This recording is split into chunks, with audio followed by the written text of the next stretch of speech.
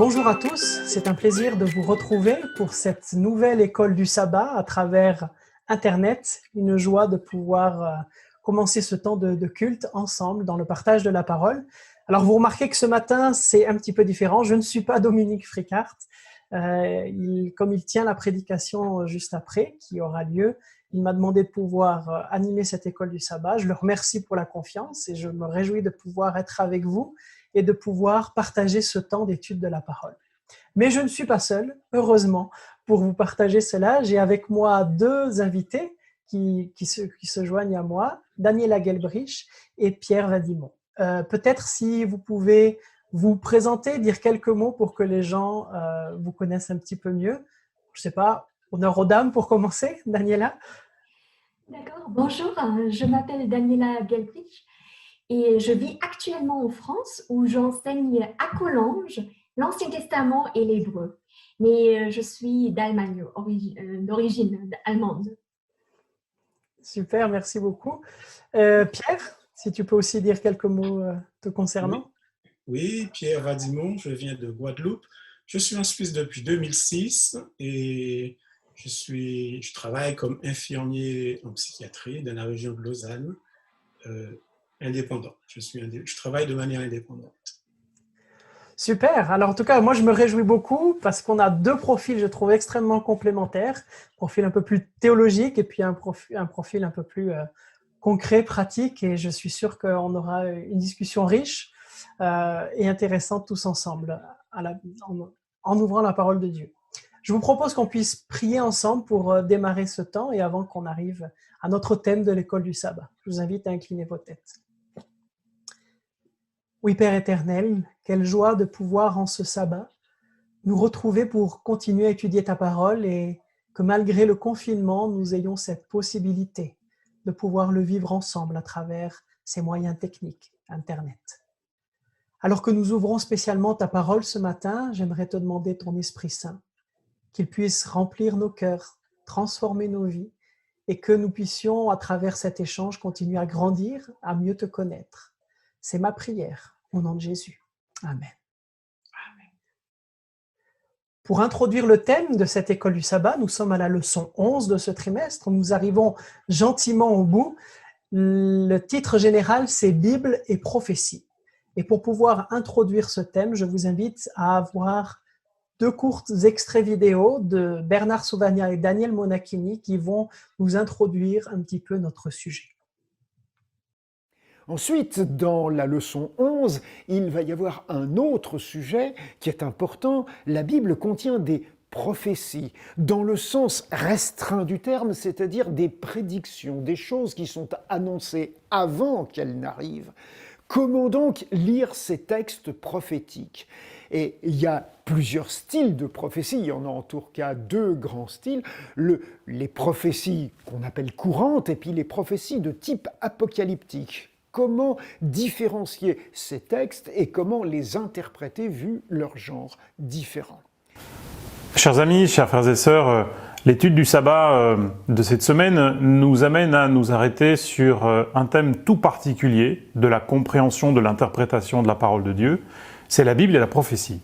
Or, vous savez que la prophétie, de façon toute particulière, est liée à l'histoire de l'Église adventiste et l'espérance de l'Église adventiste. Quand on interroge Marek Alter, un grand penseur du judaïsme, et qu'on lui demande quelle est la différence entre le judaïsme et les autres foi, Marek Alter dit « Les croyants en général croient en Dieu, les juifs croient Dieu ». Il appuie cette affirmation sur le fait que, pour eux, le contact, la proximité avec la parole est telle qu'on enlève cette petite particule « croit en Dieu » mais « croit Dieu ». Nous croyons, nous pensons aussi, nous sommes convaincus que ce contact avec la prophétie nous permet de croire Dieu. Non pas un héritage, un enseignement ou une parole quelconque, mais la parole du Maître, du Père, qui nous inspire, qui nous encourage, qui nous accompagne jour après jour. Cette semaine, on nous interpelle et on nous permet de revisiter ensemble le thème des promesses de Daniel. Simplement, je vous inviterai dans votre classe d'école du sabbat et ensemble à reconstruire, puisque nous l'avons étudié il y a peu de temps, la vie de Daniel, les promesses que Daniel a reçues, particulièrement les promesses prophétiques. Ensuite, de voir quel effet ces promesses ont eu dans la vie de Daniel, quel effet ces promesses ont dans votre vie. Comment en particulier le texte nous invite à réfléchir sur le thème du jugement. Comment le jugement est une bonne nouvelle pour Daniel, comment il est une bonne nouvelle pour nous, en quoi cela implique une bonne nouvelle, et enfin à nous arrêter sur ce magnifique texte de Jean au chapitre 14, ce moment d'intimité entre Christ et ses disciples, où au verset 29, nous avons cet appel à la prophétie, à la lecture de la prophétie, et maintenant je vous ai dit ces choses, dit le Christ, avant qu'elles arrivent, afin que lorsqu'elles arriveront, vous croyez. Quel est l'objectif de la prophétie? Pourquoi la prophétie? En quoi cela enrichit ma foi, mon parcours, ma lecture de la parole? Une succession, une chronologie d'événements, ou plutôt la certitude d'une promesse, la confirmation d'une attente, l'aurore d'une libération? Comment ce texte dans Jean 14, dans l'intimité de cette rencontre, comment les thèmes qui sont ici évoqués, sans parler du chapitre 14, vous savez qu'avant et après on nous parle du bon berger, du vrai cep, comment les images, les thèmes, les termes qu'évoque Jésus enrichissent, enracinent notre attente, et en quoi cette attente est une bonne nouvelle, une libération. Je vous invite à prendre le temps ensemble de ce partage et à pouvoir le préparer afin que dans le témoignage simple, honnête, authentique de chacun, ça soit véritablement un temps d'encouragement. Que le Seigneur vous garde. Voilà, merci à Bernard et Daniel d'introduire ce thème. Effectivement, beaucoup de questions qui se posent, beaucoup de choses qu'on va pouvoir voir. Je dois vous avouer que c'était un peu un défi pour moi de voir tous les thèmes. Je pense pour vous deux aussi, Daniela et Pierre, l'école du sabbat était riche. Beaucoup de thèmes sont abordés. C'est pas évident de faire une sélection à travers tout ce qu'il y a, mais je crois qu'il y a des questions importantes. Bernard nous l'a dit, comment lire ces textes prophétiques, comment faire la différence entre les interprétations qu'il peut y avoir. Et puis aussi ce que Daniel mettait en avant, le pourquoi, l'objectif de ces prophéties, l'encouragement et cet enracinement des promesses de Dieu dans notre cœur et de croire Dieu plutôt que croire en Dieu. Alors, pour commencer, j'aimerais juste vous poser une petite question et j'aimerais bien savoir, quand vous partez en vacances, est-ce que vous êtes de ceux qui veulent rien prévoir, rien planifier, puis on verra, ça sera la surprise et on laisse aller le flot des jours qui suivent, ou est-ce que vous aimez plutôt tout planifier au millimètre, savoir les visites, les restaurants, enfin voilà, j'aimerais bien savoir un petit peu comment vous vivez ces moments-là. Oui. Je commence. Daniela, oui. Oui, Daniela, tu veux commencer. D'accord. Moi, j'aime être spontanée, à vrai dire. C'est-à-dire, la spontanéité me plaît beaucoup. Mais je pense qu'il faut avoir une petite idée où on veut aller. Au moins une petite idée. Une petite organisation, je pense, est nécessaire. Mais sinon, je reste très ouverte aux surprises. Une petite organisation, je pense, une petite idée est nécessaire pour pouvoir partir en vacances. C'est vrai. Et toi, Pierre? Moi, je ne planifie pas, mais je sais où je vais et je sais comment je vais y aller. Mais une fois arrivé sur place, je m'offre beaucoup de liberté pour être surpris. Parce que c'est comme ça que, d'expérience, c'est comme ça que j'ai passé mes plus belles vacances, en étant plutôt spontané. Alors, c'est très intéressant ce que vous dites, parce qu'on voit qu'il faut un équilibre dans tout. Et parfois, on peut vouloir absolument tout planifier, mais il faut pouvoir laisser un peu de créativité, de spontanéité. Et je crois qu'il y a un peu de ça aussi dans les prophéties. Il y a un objectif qui est plus loin que simplement avoir une liste de choses, de tâches, d'événements à cocher. Ça va bien au-delà. C'est vrai que la prophétie, elle est beaucoup liée à l'histoire de notre Église. Elle a joué un impact important. On est né un peu de cette dynamique de l'étude des prophéties et ça a une place importante, mais peut-être qu'il peut arriver qu'on perdent de vue exactement tout le but et le pourquoi de ces prophéties. Et c'est un petit peu ce qu'on va voir ensemble ce matin. Je commencerai par une citation de Blaise Pascal qui a dit dans ses pensées au tome 1, vous allez avoir la citation qui apparaîtra en slide, « La plus grande des preuves de Jésus-Christ sont les prophéties, c'est aussi à quoi Dieu a le plus pourvu, car l'événement qui les a remplies est un miracle subsistant depuis la naissance de l'Église jusqu'à la fin. » Alors ce matin, on va essayer ensemble de définir un petit peu, c'est quoi une prophétie? Qu'est-ce que ça implique? Qu'est-ce que ça nous dit dans la Bible? Quelle est la méthode ou quelles sont les méthodes pour lesquelles on peut les lire, les étudier? Et nous prendrons un texte aussi dans un quatrième temps, un texte dans le 2 Pierre au chapitre 1. Et enfin, nous essaierons de tirer et de répondre à cette question de l'objectif, du pourquoi de ces prophéties. Alors, je vous invite à nous suivre dans ce parcours, dans ce cheminement, tous ensemble. Alors déjà, qu'est-ce qu'une prophétie? Alors peut-être que je vais un peu plus me tourner ici vers notre professeur de théologie. Daniela, est-ce que tu pourrais nous définir un petit peu ce qu'est une prophétie? Oui, je pense que quand on parle de prophétie, il faut parler du prophète. Le prophète, c'est en quelque sorte un être humain, bien sûr, c'est un être humain, tout d'abord, mais c'est le porte-parole de Dieu. C'est quelqu'un qui vit avec Dieu, et même l'Ancien Testament va dire c'est un homme de Dieu, c'est quelqu'un qui voit, c'est quelqu'un qui reçoit une parole de la part de Dieu et il est le porte-parole de cette parole. Et il va s'adresser aux êtres humains, au peuple d'Israël dans l'Ancien Testament, pour partager cette parole divine avec le peuple. Et le prophète, c'est vrai, nous, actuellement, nous associons prophétie avec la prédiction, c'est-à-dire le prédire de l'avenir. Mais dans l'Ancien Testament, le prophète est tout d'abord un homme qui parle de la part de Dieu et qui parle en faveur de l'alliance. C'est-à-dire, il y a l'alliance, cette relation intime avec Dieu, qui est en quelque sorte bafouée, c'est-à-dire les valeurs du royaume de Dieu sont en danger parmi ce peuple d'Israël. Et donc, il va essayer de parler au cœur du peuple d'Israël pour le ramener à Dieu, pour le ramener dans cette relation étroite avec Dieu. Je pense que c'est la tâche première du prophète dans l'Ancien Testament. Et après, il y a aussi cette dimension à venir, future, cours de l'histoire. Mais tout d'abord, le prophète est un porte-parole de Dieu en faveur de l'alliance, en faveur de cette relation intime avec Dieu.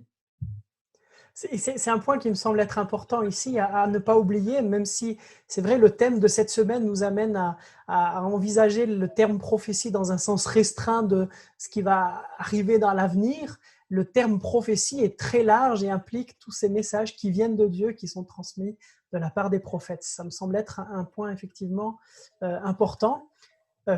Pierre, tu es d'accord avec cette définition? Tu as quelque chose à ajouter là-dessus? Non, complètement d'accord. Effectivement, c'est vrai que moi, ce que j'aime bien aussi avec ce terme de prophétie, c'est cette notion que Dieu veut nous parler. Dieu veut entrer en communication. Il y a plusieurs textes qui le disent, le texte d'Amos au chapitre 3, le texte de Daniel au chapitre 2, où Dieu ne fait rien sans révéler aux prophètes ce qu'il va faire. On a un Dieu qui se révèle, qui nous rejoint et qui veut nous parler. Et déjà ça encourage et ça fait du bien à savoir. Mais c'est vrai que quand on regarde les prophéties, on se rend compte qu'on ne les interprète pas toutes de la même manière et en plus, on voit que souvent, elles peuvent être le sujet de beaucoup de divisions. Pourquoi est-ce qu'il y a toutes ces interprétations et pourquoi c'est un sujet qui divise autant, à votre avis? Pierre, peut-être. Oui. Moi, je vois plusieurs raisons à cela. Premièrement, je pense que nous sommes pétris de traditions et on est aussi inscrit dans une histoire. La semaine passée, on parlait de l'histoire de l'humanité. Je crois que la seule prophétie, il me semble, qu'on ne pourrait pas déboulonner, qu'on ne pourrait pas réinterpréter, c'est l'histoire de Christ. Parce que son histoire était liée au salut de l'humanité, de toute la création. En revanche, toutes les prophéties qui concerneraient les hommes, à mon avis, ça ça dépend uniquement de la volonté de Dieu. Dieu, il redevient souverain par rapport à la vie de l'homme. Et ça, on voit ça très souvent dans la Bible.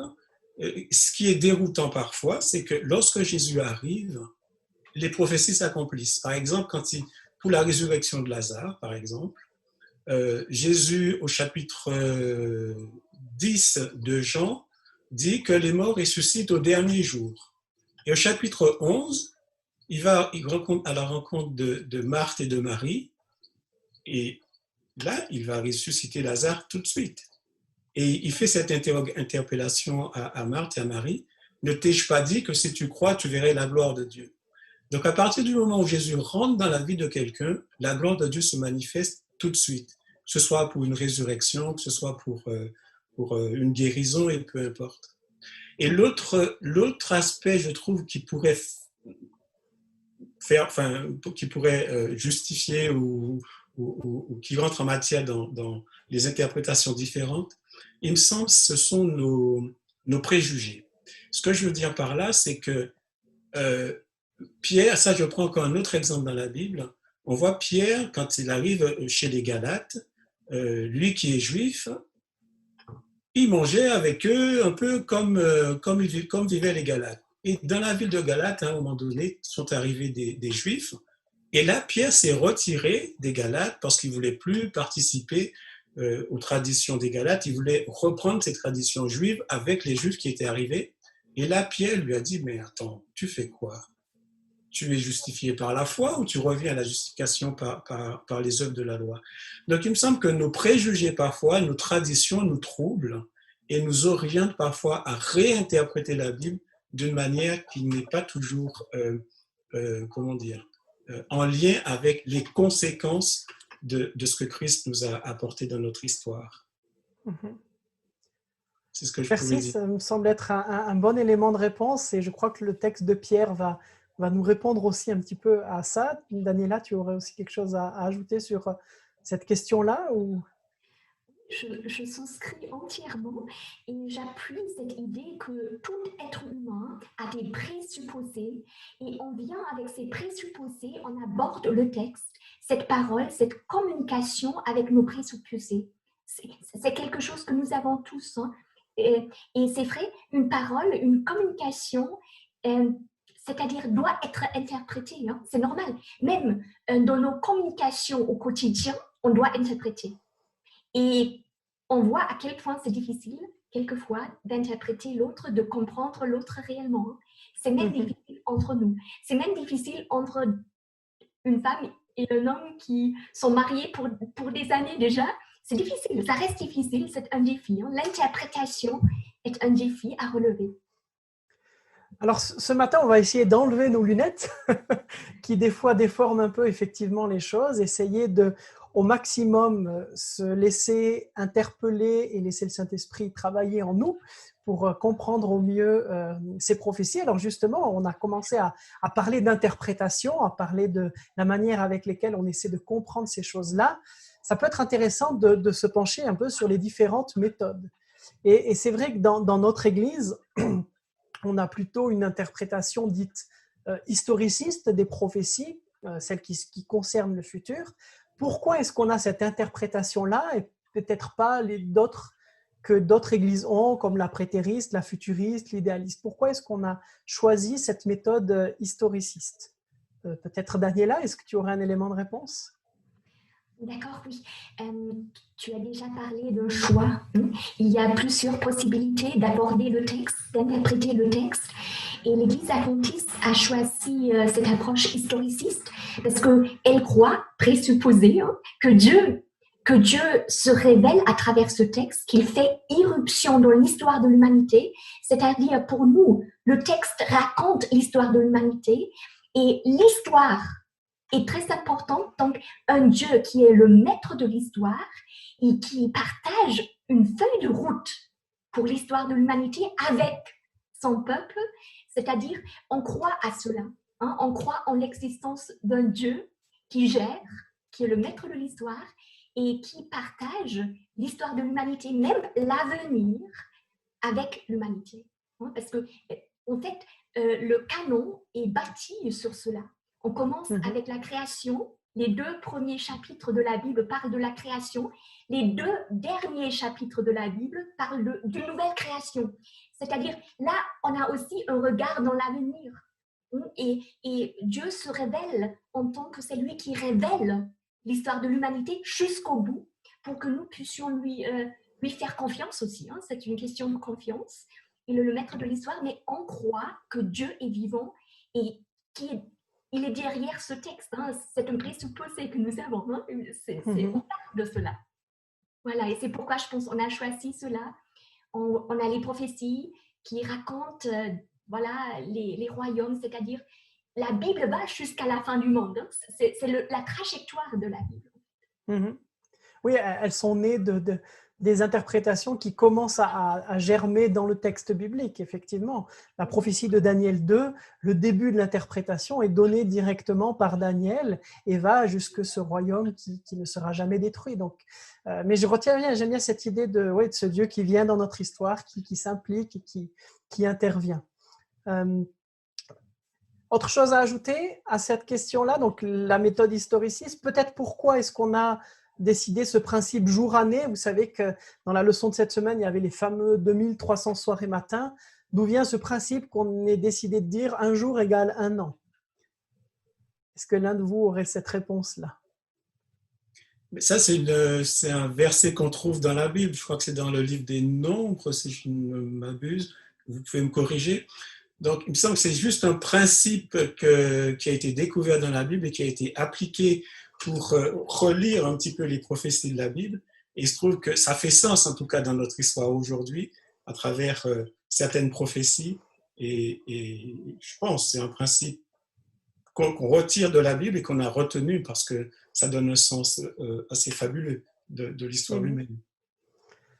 Oui, effectivement, c'est une clé qui est directement donnée par la Bible elle-même. Le livre des Nombres en parle, le livre d'Ézéchiel aussi. Vous pourrez trouver tout ça et ça vient de là, effectivement. Et quand on fait la conversion, entre guillemets, de ce un jour, un an, on voit aussi, on a la chance, nous, d'avoir le recul de l'histoire, de pouvoir voir les prophéties qui sont passées, voir à quel point elles collent à ce qui s'est réellement passé, déroulé dans le fil de l'histoire. Effectivement, ça confirme aussi ce principe-là que l'on a dans cette méthode historiciste d'avoir un jour pour un an. Ok, super. On a déjà un petit peu plus éclairci cette notion de la méthode. Peut-être un dernier point, je pense, qui serait important de ne pas oublier quand on étudie les prophéties, quand on essaye de découvrir le texte biblique, c'est ce concept de present truth, de vérité présente, vérité contemporaine, et qu'on oublie parfois aussi qu'il s'agit d'un des apports de nos pionniers. Ellen White, mais pas que, c'était un des apports de l'Église adventiste, ce concept de vérité présente, contemporaine. Je ne sais pas, Daniela, si tu aurais 2 mots à dire pour nous expliquer un petit peu ce que c'est. D'accord, voilà, c'est une expression qui vient de nos pionniers, c'est vrai. Et ça veut dire, d'accord, en fait, le livre de Daniel va dire qu'on va chercher le texte, on va agrandir nos connaissances par rapport à ce texte biblique. Et je pense la vérité présente ou present truth, ça va dans ce sens, on va creuser le texte, on va mettre au jour cette pensée biblique qui est là, et parce qu'on vit dans un contexte aussi qui est le nôtre, et on doit aussi adapter ce texte, cette pensée biblique, cette réflexion biblique à notre époque, à notre temps, à notre contexte. C'est-à-dire, les principes du royaume de Dieu sont éternels, c'est vrai. Mais Dieu fait irruption aussi dans l'histoire, dans un contexte culturel donné. Et on n'est plus au Proche-Orient ancien, on est dans notre temps, on a notre contexte du 21e siècle. Donc, voilà, la pensée biblique est là. On doit creuser et mettre au jour cette pensée biblique à notre heure actuelle, non? C'est ça.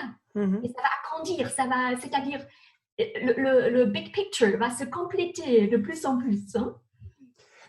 Oui, effectivement, c'est d'avoir cette compréhension que les choses vont grandir, la connaissance va augmenter. D'ailleurs, il y a une citation d'Ellen White que vous allez avoir apparaître en slide, et vous aurez la référence juste en dessous, où elle dit ceci: Le grand instructeur détenait la vérité tout entière, mais ne la révélait pas à ses disciples dans sa totalité. Il leur exposait uniquement les sujets indispensables à leur progression sur le chemin du ciel. Dans sa sagesse, il garda le silence sur bien des points, de même que le Christ s'abstint de parler de beaucoup de choses à ses disciples, sachant qu'ils seraient incapables de les comprendre. De même, il s'abstient de nous révéler aujourd'hui bien des choses, sachant que nos facultés de compréhension sont limitées. Alors, je crois que ça a plusieurs incidences. Quelles implications, du coup, ou quel état d'esprit on doit avoir en s'approchant de ces prophéties avec ce concept-là? Pierre, peut-être, si tu... Je crois qu'un état d'esprit, c'est peut-être l'humilité. Rester tout à fait humble par rapport à ce qui est révélé et par rapport à ce qu'on comprend. Tout à l'heure, Daniela disait que Dieu est vivant. Et il a fait aussi des êtres vivants. Il a fait que les hommes soient des êtres vivants. Et des êtres vivants qui vivent à travers l'exemple de certains hommes croyants dans l'Ancien Testament, mais aussi à notre époque, nous-mêmes, où on va, qui on est. Et c'est très important de rester vivant pour soi, pour les autres, confronté au texte biblique, certes, mais confronté aussi aux autres. Et cette problématique-là de l'humilité me fait penser à une discussion où, je ne sais pas si vous connaissez Jacques Ellul, qui est un philosophe, qui a dit que l'homme était un être de culture. Et avec tous les problèmes actuels de la société, Luc Ferry, qui est un philosophe moderne, dit non, l'homme n'est pas un être de culture, mais un être d'artifice. Donc là s'engage un débat entre deux êtres vivants, homme de culture et être d'artifice. Mais tout ça pour dire quoi? Comment peut-on vivre? Comment peut-on être heureux en étant vivant? Et là, les clés sont dans la Bible. Les clés sont dans la Bible, puisque Dieu est vivant et que Dieu est amour. Si on est amené à aimer avant tout, quand on comprend un texte biblique et face à un texte biblique, on doit faire preuve d'humilité. Et si on est croyant, c'est un vrai intérêt de faire preuve d'humilité en étant dans l'amour, parce qu'il y a un texte biblique qui dit que l'amour couvre une multitude de péchés. Donc, lorsqu'on est pris dans des luttes d'interprétation, qui on est, qu'est-ce qu'on va devenir, comment je dois aborder la vie, eh bien, aborder la vie dans l'angle de s'aimer soi-même, mais aussi d'aimer les autres. Et là, on sera dans le plan de Dieu, et en plus, nos péchés qui sont parfois, qui font la guerre à notre âme, eh bien, pourraient même être pardonnés. C'est une formidable nouvelle que de faire preuve d'humilité par rapport au texte biblique. Ça complète ce qu'on a dit tout à l'heure, de l'humilité de se dire que je dois sortir de mes préjugés, je ne suis pas celui qui sait tout, qui connaît tout. Et là, cette nouvelle humilité liée à nos compétences, on a besoin d'être instruit par Dieu, par son Saint-Esprit, et que les choses vont progressivement et qu'on ne sait pas tout. C'est vrai que dans notre Église, on a souvent, enfin moi je me rappelle plus jeune d'entendre souvent la phrase « on a la vérité ». Et c'est une phrase qui est un petit peu, à mon avis, fausse, parce que la vérité n'est pas une interprétation, une connaissance, c'est une personne, c'est le Christ, et c'est dans la relation intime que ça se joue et que ça se vit, effectivement.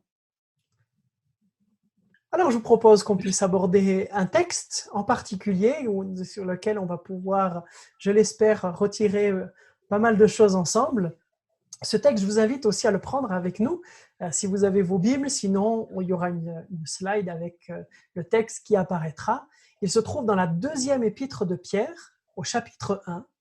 Deuxième épître de Pierre au chapitre 1, et nous lirons les versets 16 à 21. 2 Pierre, chapitre 1, les versets 16 à 21. Voici ce qu'il est écrit. Ce n'est pas, en effet, en suivant des fables habilement conçues que nous vous avons fait connaître la puissance et l'avènement de notre Seigneur Jésus-Christ, mais parce que nous avons été témoins oculaires de sa grandeur. Car il a reçu honneur et gloire de Dieu le Père, quand la voix vint à lui de la gloire magnifique. Mon Fils bien-aimé, c'est lui. C'est en lui que moi, j'ai pris plaisir. Nous avons nous-mêmes entendu cette voix venue du ciel lorsque nous étions avec lui sur la montagne sacrée. Et nous estimons d'autant plus ferme la parole prophétique, à laquelle vous faites bien de prêter attention comme à une lampe qui brille dans un lieu obscur, jusqu'à ce que le jour commence à poindre et que l'étoile du matin se lève dans votre cœur. Vous savez, avant tout, qu'aucun message de prophète dans l'Écriture ne relève d'une interprétation particulière. En effet, aucun message de prophète n'a jamais été apporté par une volonté humaine. C'est porté par l'Esprit Saint que des humains ont parlé de la part de Dieu.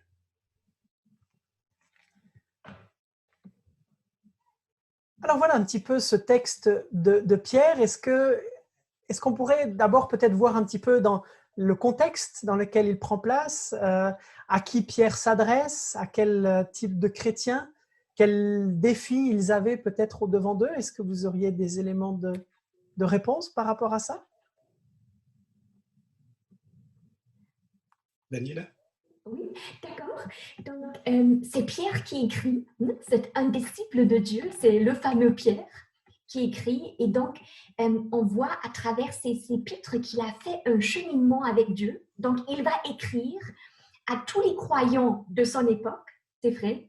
Les croyants, c'est-à-dire ceux qui se sont convertis au Christ, il va s'adresser à eux.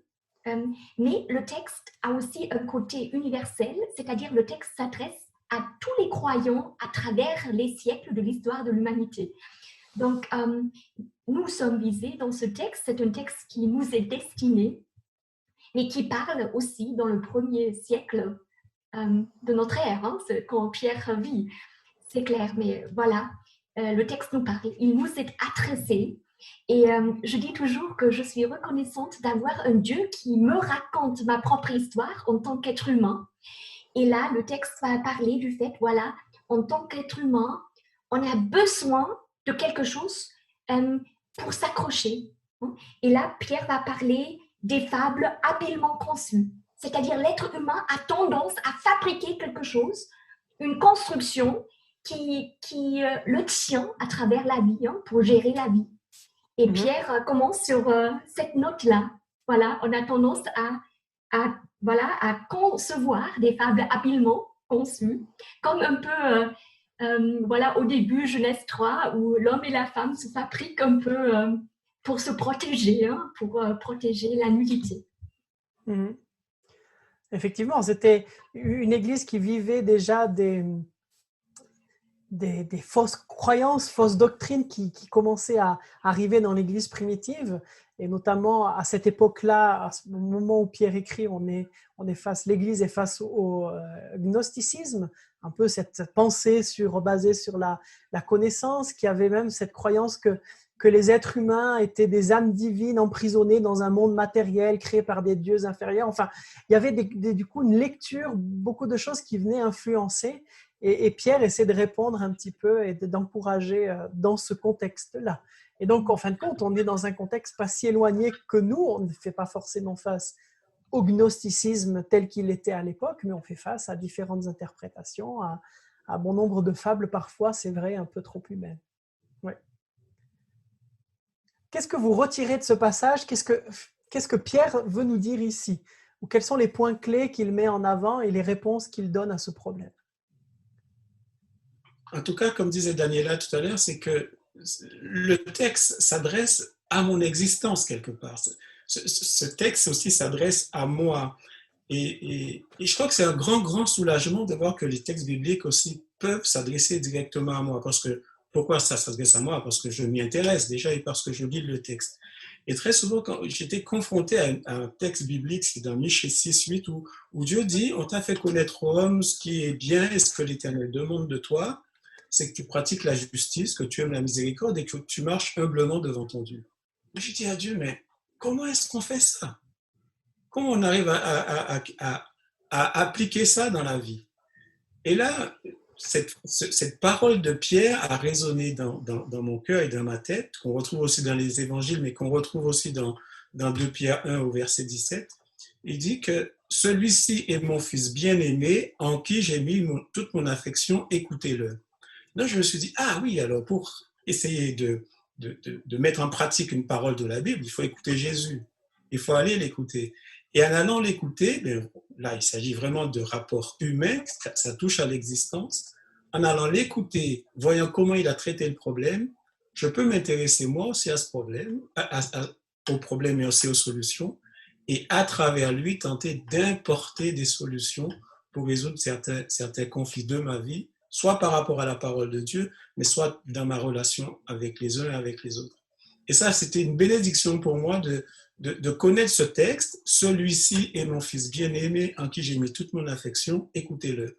Donc, j'ai foncé pour aller l'écouter et effectivement, ça a aussi modifié des choses dans ma vie personnelle. C'était une vraie joie finalement. Oui. Daniela, des éléments qui te touchent? J'ai envie d'ajouter que, en fait, face aux fables habilement conçues, il y a le Christ. Il y a un certain contraste dans le texte. Il y a les fables habilement conçues, c'est-à-dire des fables excellentes, certainement. Hein. Il y a des constructions humaines excellentes. Hein. Mais face à toutes ces fables, il y a le Christ. Il y a le Christ. Et après, ce texte va dire, voilà, il y a la parole prophétique qui est comme une lampe dans les ténèbres, et il y a cette étoile du matin qui se lève dans nos cœurs. Donc, et l'étoile du matin, encore une fois, c'est le Christ.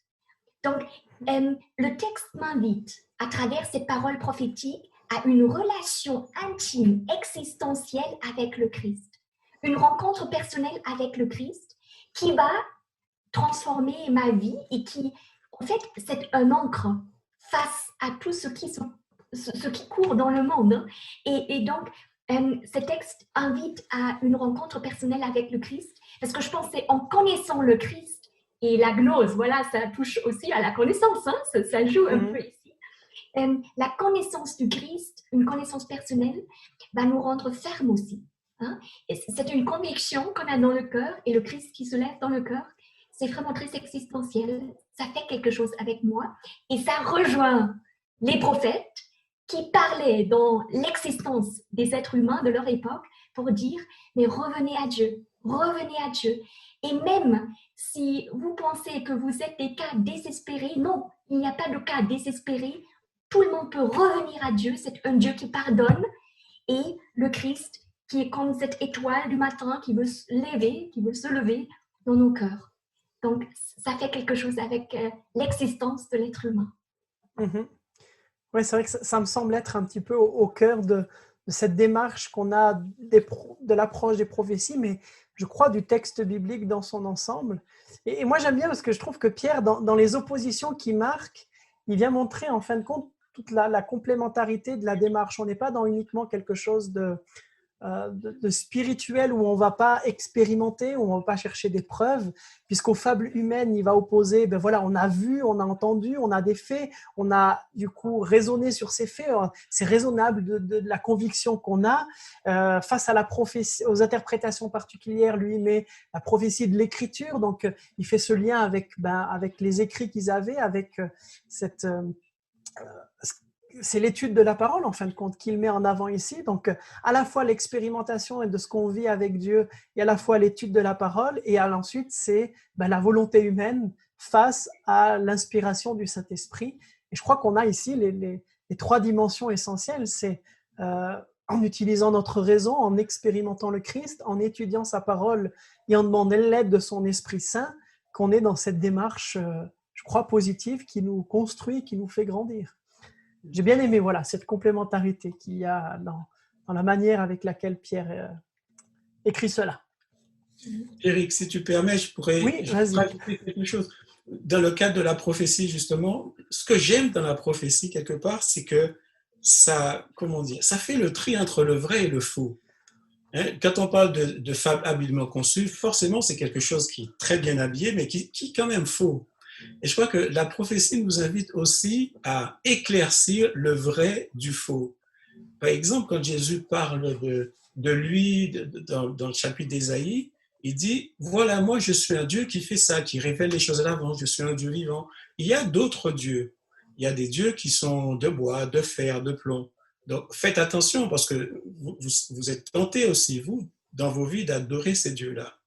Donc, je trouve ça très intéressant aussi dans le cadre de ce texte de Pierre. C'est aussi une manière pour nous de considérer la prophétie comme comment dire, comme une sagesse pour discerner le vrai du faux. Et ça, je trouve que c'est une vraie bénédiction.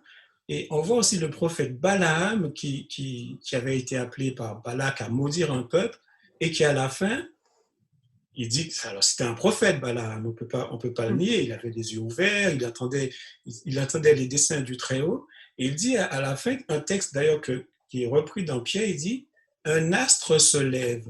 Il n'est pas pour tout de suite. Alors Balaam, c'est l'Ancien Testament. Un astre se lève de Jacob et il va apporter la guérison, tout ce principe. Donc on voit le but aussi de la prophétie, c'est de nous orienter vers ce qui est vrai. Et surtout par rapport à notre époque où il y a tellement de faux dieux, faux prophètes, fausses religions et tout ça, c'est intéressant aussi de reconsidérer la prophétie qui nous amène à Christ, qui est lui-même la vérité, pour faire la distinction entre le vrai et le faux. Mais dans ma vie, pas pour une église ou une idéologie, mais ce qui est vrai et faux pour moi. Je trouve ça, c'est une vraie aussi bénédiction. Et, Oui, Daniela. Cela nous amène encore une fois à l'humilité. Parce que la parole qui nous est adressée de la part de Dieu demande en quelque sorte notre humilité de la recevoir. Et dans l'Ancien Testament, le siège de l'intelligence, c'est l'oreille. Parce que l'intelligence, c'est la capacité de recevoir une parole, la capacité d'entendre. Et pour vraiment bien distinguer entre ce qui est vrai et ce qui est apparence seulement, je pense qu'on a besoin d'écouter ce Dieu. Cette capacité à écouter, c'est l'intelligence. Et c'est vrai, la parole, Dieu nous adresse sa parole pour nous interpeller, pour nous sensibiliser, pour parler à nos cœurs. Il est en quête de chacun d'entre nous, mais il est sensible. Et donc, il veut nous guider, il veut nous aider à naviguer notre vie sur cette terre. Et c'est très beau, l'humilité. Voilà, en tant qu'être humain, on est prisé. Nous sommes tiraillés entre le bien et le mal, et le bien et le mal se sont mélangés dans nos cœurs. La vie est complexe, c'est clair. Mais là, nous avons un Dieu qui souhaite nous guider, qui souhaite nous sensibiliser, et c'est très beau. C'est très beau, tout à fait. Alors justement, Daniela, tu nous parles d'écouter Dieu. Pierre, tu parlais de discerner le vrai du faux, le juste. Comment on sait qu'un message vient de Dieu, vient du Saint-Esprit et pas de fable humaine ou de notre volonté humaine? Comment est-ce qu'il y a des éléments qui peuvent nous aider à faire la distinction? Alors vous avez déjà porté quelques éléments, je pense, mais concrètement, comment on peut savoir? Je crois qu'un des aspects aussi de la prophétie et de celui qui est l'auteur de la prophétie et de celui qui incarne la prophétie, c'est qu'il est vrai. Et tout à l'heure, on parlait de vérité présente. Alors, on peut penser à un concept, une démonstration qui serait vraie, qui serait de toute façon vraie et en tout temps vraie. Mais il faut attacher ça à une personne. Et je crois que, comment on sait, une des manières de savoir que c'est juste, c'est la paix quand même qu'on peut ressentir.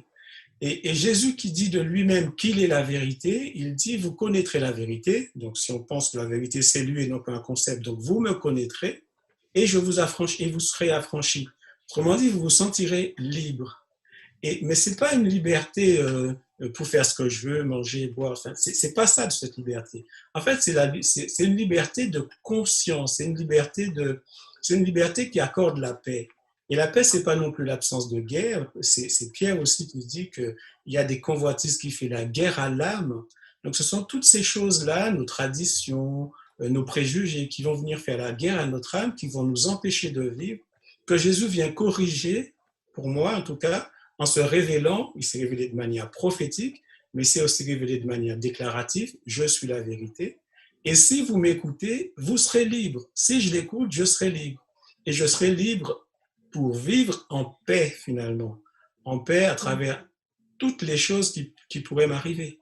pas forcément en paix Mhm. parce que je ne serai jamais malade, je n'aurai jamais faim. On voit que ça n'existe pas dans la Bible, mais en tout cas, la paix d'être en relation avec Dieu, ça me fait vivre de manière libérée finalement, libérée d'un poids, le poids du péché, de la culpabilité. Et je trouve ça, encore une fois, c'est aussi un privilège de connaître ça et de l'appliquer, c'est encore mieux finalement. Ok. Donc, on a dit être conscient qu'on a des préjugés, travailler dessus pour essayer de s'en détacher le plus possible, avoir de l'humilité et cette notion de paix, effectivement, est-ce que ça nous met en paix? Est-ce qu'on aura encore d'autres éléments qui peuvent nous aider à distinguer le vrai du faux, les fables humaines des messages de Dieu? Je crois aussi que c'est la pertinence de l'histoire biblique. Elle est pertinente, cette histoire. Et elle raconte l'histoire de l'humanité, elle raconte les abîmes dans lesquels on peut tomber, elle raconte un Dieu qui est en quête de l'être humain, un Dieu qui peut transformer. Et je pense que le Christ, il est vraiment l'encre et la seule constante que nous ayons. C'est vraiment, Dieu est une constante, le Christ est une constante, et le Christ est le chemin. Je dirais, il y a beaucoup de chemins dans notre monde, il y a beaucoup de chemins à suivre. Tout être humain a un chemin qu'il suit en quelque sorte, mais le Christ a proposé un chemin, et je pense quand on vit ces valeurs, quand on vit ce que le Christ nous révèle, les valeurs du royaume de Dieu, ça a une pertinence qu'on ne peut pas, je ne sais pas, c'est pertinent, c'est pertinent. Oui. Hein, L'apôtre Paul parlera de la logique de la foi dans l'Épître aux Romains. Montrer que si on s'y penche réellement, ça semble logique, ça coule de source, effectivement. Ça nous parle, ouais. Je pense, et ça c'est très lié, en fin de compte, à aussi la lecture de la Bible. Paul va aussi parler des esprits de prophètes qui sont soumis aux prophéties, en fin de compte. Est-ce qu'il y a une cohérence et est-ce qu'il y a une pertinence avec tout ce qui s'est déjà fait?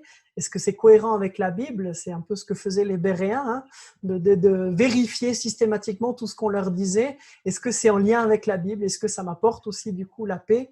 Est-ce que j'ai cette démarche d'humilité, cette démarche de sortir? Je pense que là, on a pas mal d'éléments clés, ouais, c'est vrai.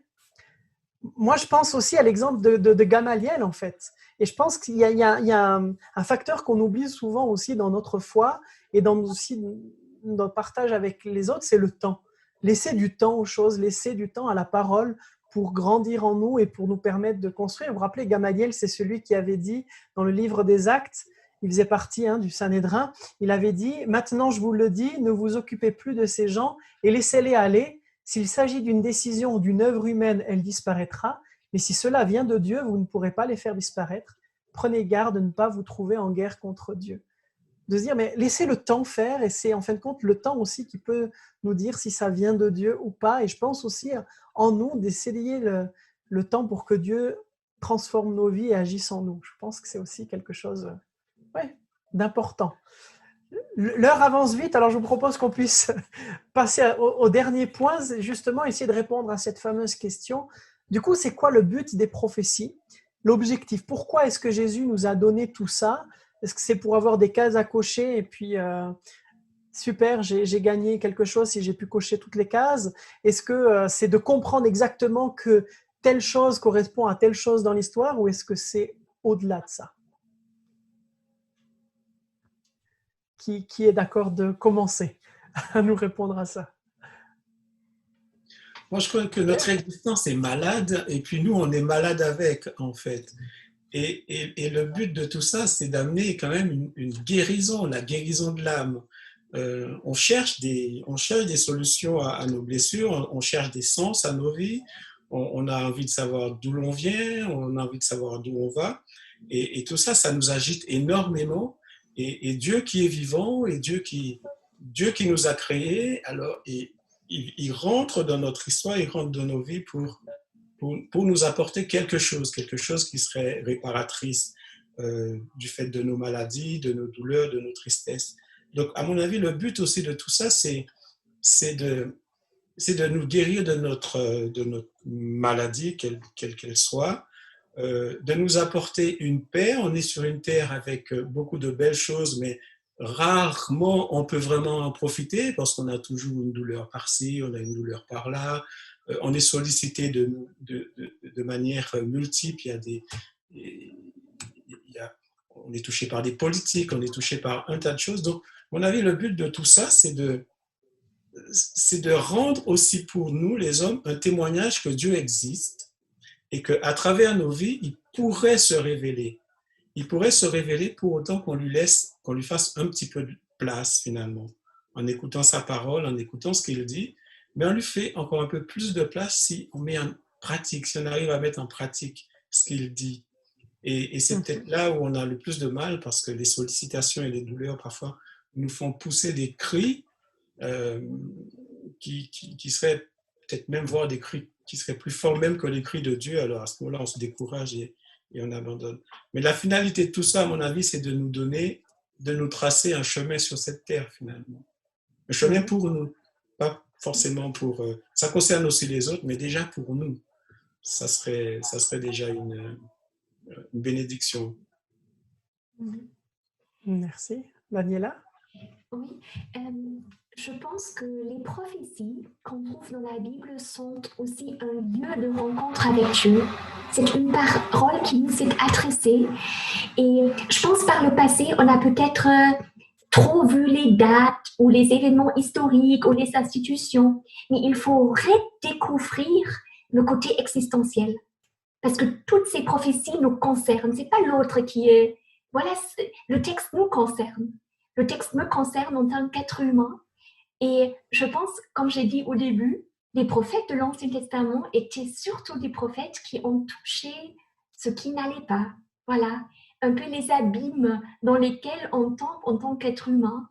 Et donc, c'est une invitation à chercher Dieu, à revenir à Dieu, à accepter son pardon, à être transformé. Et je pense que c'est un côté existentiel que nous sommes invités à redécouvrir dans tous ces prophètes ou prophéties, dans tous ces textes de prophétie. Oui, je crois que vous rejoignez assez bien cette parole du Christ qui dit dans l'évangile de Jean au chapitre 14, à partir du verset 25, le texte va s'afficher en slide, « Je vous ai parlé ainsi pendant que je demeurais auprès de vous, mais c'est le défenseur, l'Esprit Saint que le Père enverra en mon nom, qui vous enseignera tout et vous rappellera tout ce que moi je vous ai dit. Je vous l'ai annoncé maintenant, avant que ces choses arrivent, afin que lorsqu'elles arriveront, vous croyiez. » On est vraiment de l'ordre, effectivement, de la relation et de ce côté existentiel profond. Alors peut-être quelque chose à ne pas oublier quand vous allez redécouvrir toutes ces prophéties bibliques. N'oubliez pas l'objectif pour lequel elles sont là et pour lesquelles elles nous parviennent à nous aujourd'hui, pour être enracinés dans le Christ et dans son amour et de vivre quelque chose de concret.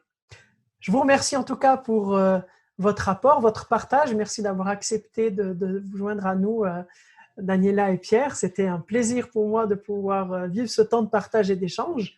On remercie aussi Espoir Média qui nous permettent de pouvoir, par les moyens techniques, être avec vous et le partager avec vous tous ce matin. Je vous souhaite de pouvoir passer maintenant un bon temps de culte avec la parole de Dominique Fricart qui nous conduira ce matin aussi dans le partage.